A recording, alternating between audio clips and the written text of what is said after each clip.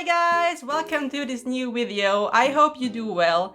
And first of all, before I start this video, I want to tell you that this video is a little bit different to the other videos on this channel because it's not related directly to my hair, but I would love to talk about a topic which is a more general topic and which goes into the direction of cultural appropriation.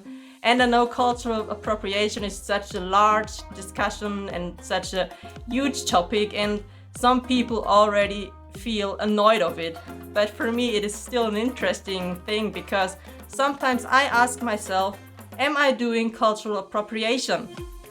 And as you can see, I'm white, I have white skin, I have dreadlocks, and I wear a dress which is from another culture, from another nationality. And maybe you ask yourself, why is she doing this? And why does she want to adopt this style, or is this okay? And this is the thing I also question myself sometimes, to be honest.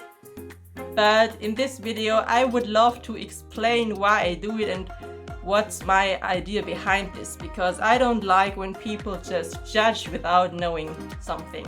So first of all, coming to my dreadlocks, back to my hair, because this is the main thing about my channel. Why do I have dreadlocks? This is, I guess, the overall question you ask yourself when you see another dreadhead. And to be honest, I can't simply explain this in a few sentences because there's a lot to talk about. But I can tell you, when I was 14 years old, there was a guy at my school, and he was German, he was white, and he had dreadlocks. And he was the very first guy I saw with dreadlocks.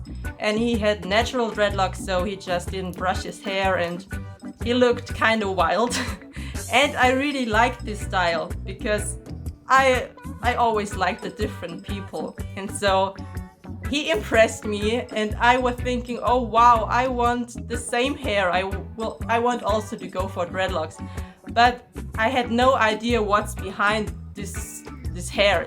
For me it was just hair, so I knew Bob Marley, but I was not so much into him. I was more into Nirvana and Kurt Cobain and so on.